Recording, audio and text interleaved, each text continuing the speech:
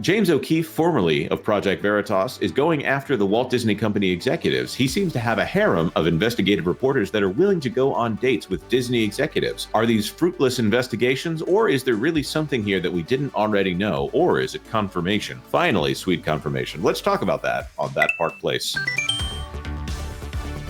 Hello, I am Jonas J. Campbell, an investigative reporter for That Park Place, and here with me is VashSky. Vash, what would you think about putting on a wig and going on a date with a Disney executive?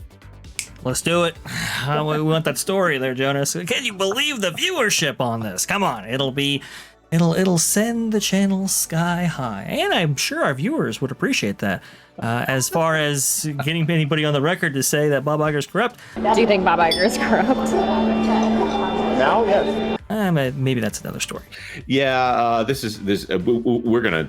This video dropped on what? It dropped on Tuesday, and I was actually not expecting it to pop up. This is someone went on a date with an executive named Dave Mocker, who is a finance person on either the film or television side. It seems like, based off of his comments, that's probably the television side, but who knows specifically? Well, he, at least at the time that we are recording this, I think his LinkedIn was still up, and he was one of those guys that seemed to update his LinkedIn on a very frequent basis. So, Vash, do you want to run people through what's going on here with this interview that is different than the other interviews? Yeah, unlike the other interviews, this seems to be another person entirely. Well, obviously, Jonas just set that up, but this interview is a little bit different. So obviously, there's some things that are maybe more on the objective side, but a lot of it's really subjective. This is really his personal experience in the company, to a degree that is a little bit less salacious, let's say, than the first round of tapes right here. Also, too, his bias towards, I would say, other people begins to show a little bit. So I know it's got some people, as part of That Park Place, a little bit uneasy about how he goes about describing things. Yeah, there's a little bit here. I don't want to say that this. First of all, he's on a date. He could be saying things he doesn't believe in order to impress this person that's across from him. A few moments where she talks about. I'm assuming it's a she. Talks about how important LGBTQ representation in kids' content is, and then he goes off about how important that is for a little while. Now, this is, I don't want to say it's fruit from the poison tree. This is the kind of thing that I would question it if it came up in court to say, did he really believe these things, or was he just trying to get a second date, maybe a little smooch before the evening was over? But there are, as you can see, she asks him this question of asking if Disney wouldn't hire a C-suite person who is not white or Jewish. I am going to point out that it actually is pretty diverse. That is not something that of all the charges to lay against the Walt Disney Company, that's not one that I would say is high up on the list. Obviously, Bob Iger is Jewish, and Alan Bergman, who is in charge of the film division, is Jewish, and maybe, I don't think Hugh Johnston is Jewish, but he is white. So other than that, I don't know exactly what this guy is saying here. Obviously, Tanisha Agramonte, who replaced LaTondra Newton, Sonia Coleman, who is the current head of HR for the Walt Disney Company, replaced a person of color who was the previous executive in that role. Horacio Gutierrez is the chief legal counsel. I believe that Garcia is the name of the treasurer. And I'm not talking necessarily about skin color or ethnicity here. Obviously, ethnicity and race are two different things, but I don't think the diversity aspect is really as shallow or as even as prejudiced as this guy would point out here. But James O'Keefe is okay to report on it. Oh, sure. Now, yeah, I mean, he's okay to get somebody on the record to share their experiences, I suppose. But it was just filled with so much subjectivity that it really kind of made you pause, as opposed to Michael, who was like detailing specific policies. He was detailing actually conversations that he had with those people. Even in the one story that he relays, this Dave person, he says that, oh well, this Hindu woman left because she felt uncomfortable or whatever, and he took that as the fact that they weren't letting, I guess, white Jewish men at the top echelon of C-suite. She was like Asian and Hispanic. Haitian.